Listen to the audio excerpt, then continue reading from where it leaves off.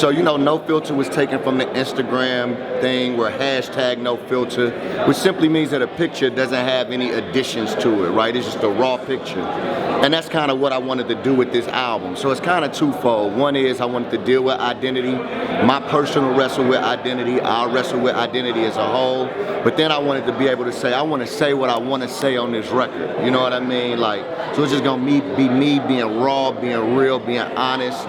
No adjectives, you know what I mean? You get it raw. So that's kind of where the concept was birthed. And mainly because growing up, I wrestled with identity. I wasn't comfortable with how I saw myself, how I viewed myself.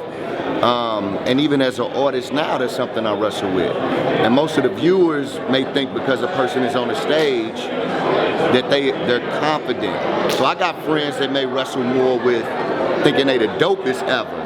Well, I wrestle lean more towards wondering if I'm dope at all. You know what I mean? So just being reminded to be okay with who Christ made me and how he made me. It's been so dope seeing how people have been listening to the record. So I wasn't sure how people was going to be able to digest some of the content in the record.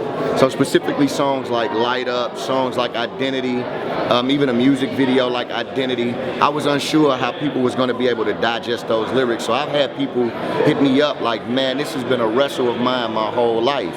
And they were like, I'm just encouraged to know that I'm not alone in this. You know what I mean? Because sometimes if you don't feel like you look the best or you don't feel like you're the coolest person, maybe you feel like you a dork or something, like, you often look at other people and you don't feel like nobody else feels like that. You know what I mean? So the response from people has been like, I'm not alone. You know what I mean? And that's kind of what I wanted to communicate and wanted people to kind of walk away with. Lamp Mode, man, I'm excited. I don't know if people maybe have been noticing little things that we've been doing. Internally, we've been just focusing on the way we put a record out, and we don't still have all of that together.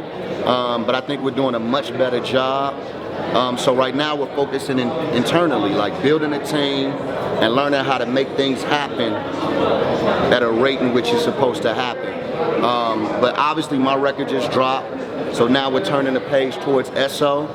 His new record, I can't even front, like, it sounds amazing, yo. Shout out to Esso, GP. These dudes just sit down and they just create amazing records. So his record, Lord willing, will be dropping this summer.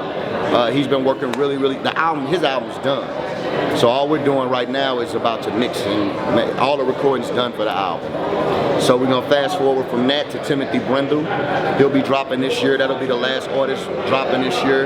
And you might get a mixtape from Shaolin, man. So just on some, that Solus Christus shot, like just going in, no themes, no nothing, and nobody's safe. All I'm gonna say is I haven't heard anything, but from the words of Shy, nobody's safe. So you don't know what he's gonna say, who he's gonna say it to, or why he's gonna say it. That's all I'm gonna say, you know what I mean? But I'm very excited about that joint. So we'll be, Lord willing, dropping that. The only thing with Shy is we never know when that's gonna actually happen. I know he's been writing it for a while now. And from there, we'll be working on stuff for next year. So we're putting together some stuff for the chopping block thing we've been doing.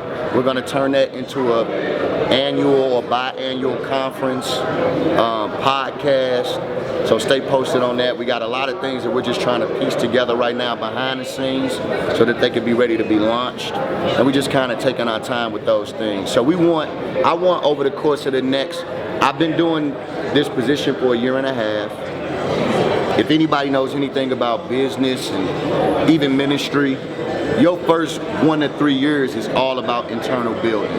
So we're hoping that over the course of the next 2 to 3 years, people will be able to feel it.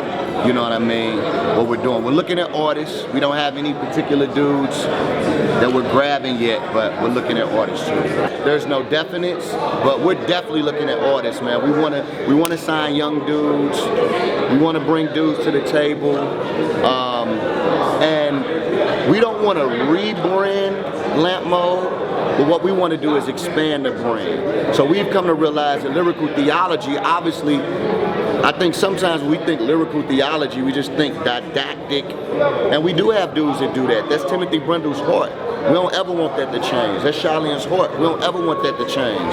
But for dudes like myself and Esso and even some of what Steven does, we want to be able to take that lyrical theology but unpack it and unravel it in day-to-day life. And we want to expand that in our brand more and more. So you'll see that.